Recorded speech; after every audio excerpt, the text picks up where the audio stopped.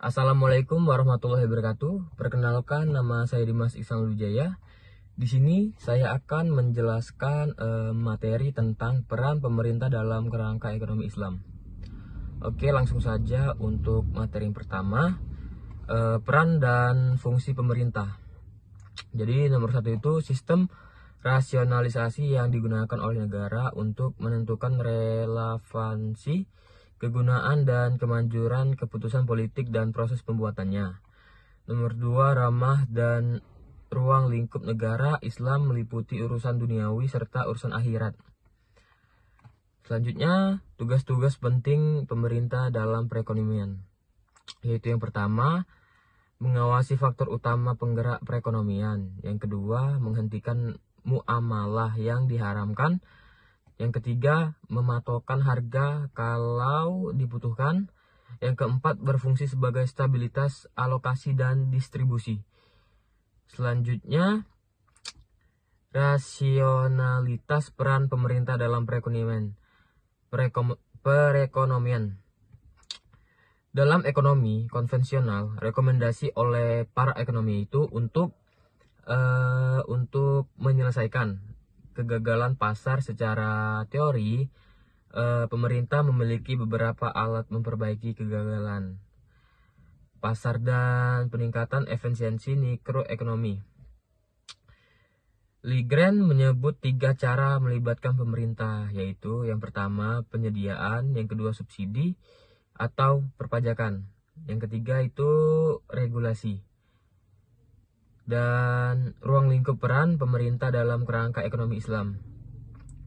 Itu secara ruang lingkup peranan pemerintah ini mencakup aspek yang luas ya. Jadi yaitu upaya mewujudkan tujuan ekonomi Islam secara keseluruhan dan upaya mewujudkan konsep pasar yang islami. Tujuannya untuk mencapai fala yang direalisasikan melalui optimalisasi maslahat. Dan juga para ulama Islam menekankan fungsi pemerintah. Itu ada 9 poin ya teman-teman. Jadi yang satu itu menjaga keadilan dan menghilangkan ketidakadilan. Yang kedua, melindungi keamanan kehidupan dan properti individu secara hukum dan ketertiban. Yang ketiga, membuktikan bahwa etika bisnis diterapkan. 4, menerapkan mekanisme pasar ke dalam praktik yang sesuai untuk kepentingan individu. Dan yang kelima, mengatur kehidupan ekonomi dan meletakkan beberapa aturan dalam pengertian itu.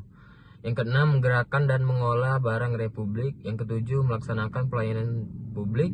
Dan yang ke-8, menjaga jaminan sosial. Dan ke-9, memaksa orang melakukan suatu pekerjaan bila perlu. Nah, jadi tujuan dan prinsip dasar yang berkaitan dengan fungsi ekonomi pemerintah dalam Islam itu ada 6 poin ya. Jadi yang pertama itu pencapaian kemampuan ekonomi yang diperlukan untuk memperkuat negara sedemikian rupa sehingga memungkinkan menjadi pelindungan agama, masyarakat dan nilai-nilainya. Yang kedua, bekerja untuk kepuasan ekonomi masyarakat pada umumnya. Yang ketiga, memaksimalkan manfaat properti publik, perluasannya dan penggunaannya untuk kepentingan semua orang. Yang keempat, mendapatkan sumber daya keuangan yang diperlukan untuk menjalankan pemerintahan dan membelanjakannya sesuai dengan syariah. Yang kelima, melindungi kerangka moral dan hukum serta mendorong lingkungan kerja yang kondusif menuju kesuksesan di akhirat. Yang keenam, menjaga keadilan ekonomi dengan menjaga keseimbangan sosial dan mencapai lapangan kerja yang layak bagi seluruh anggota masyarakat, melestarikan kekayaan dan pendapat rakyat. Dan juga prinsip terpenting adalah sebagai berikut ya teman-teman. Ada prinsip terpenting itu ada 7 ya maaf. Yang pertama itu komitmen terhadap ketentuan syariah. Yang kedua, komitmen terhadap urutan prioritas yang diberikan oleh umum secara syariah. Yang ketiga, ketertarikan yang kuat antara fungsi atau tujuan pemerintah Islam dan ketersediaan sumber daya. Yang keempat, kepatuhan kepada prinsip kebebasan ekonomi dan melindungi properti pribadi. Yang kelima, kepentingan umum memiliki prioritas di atas kepentingan pribadi. Yang keenam, prinsip tanggung jawab sosial. Dan yang ketujuh itu syuro. Nah, jadi selanjutnya ada juga yang namanya tasir wal jabari atau investasi pemerintahan dalam penentuan harga dalam perspektif ekonomi Islam.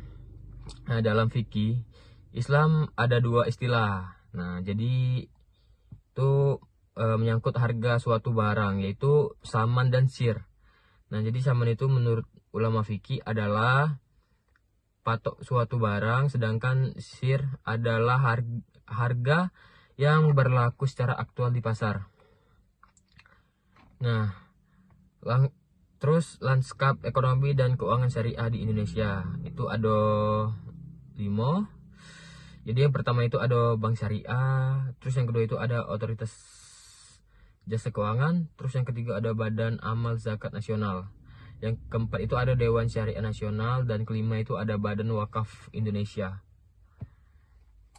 Nah, jadi mungkin itu saja yang dapat saya sampaikan.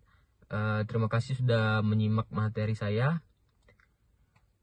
Saya tutup dengan wassalamualaikum warahmatullahi wabarakatuh.